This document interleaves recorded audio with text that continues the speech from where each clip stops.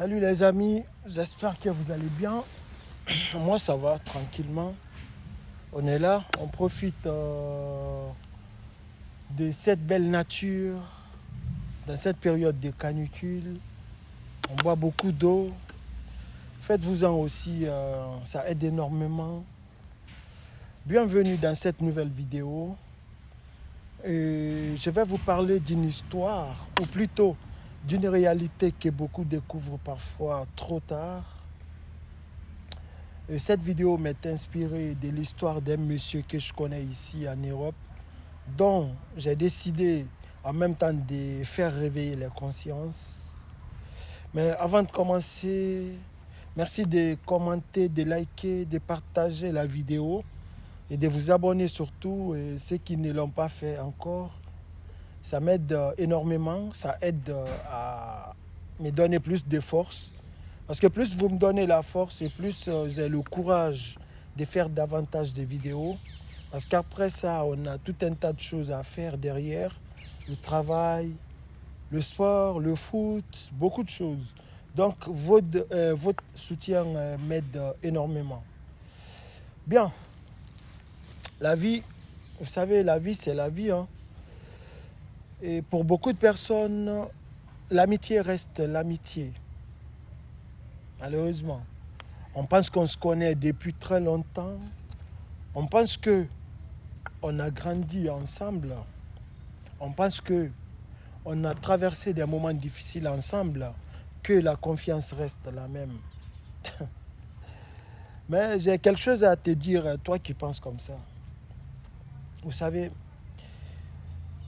j'ai connu l'histoire d'un monsieur ici en Europe qui était tout heureux de reprendre contact avec son ami qui est au pays après une longue année d'absence sans nouvelles. Les discussions ont repris comme si le temps ne les avait jamais séparés. Et au cours de leurs discussions, les langues ont commencé à se délier. Pour rattraper le temps, le monsieur en Europe a commencé à raconter sa vie européenne, notamment son projet de mariage. Ah, mon ami, je suis en Europe maintenant. Tout va bien pour moi. Ma vie va changer. J'ai rencontré une femme européenne. Je vis avec elle. On va se marier bientôt.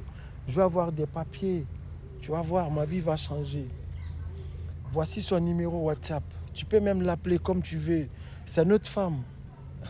Vous savez comment ça se passe, les Africains. Après qu'ils ont fini de discuter, son ami est parti transmettre toute cette information à l'ex du monsieur, en Afrique là-bas.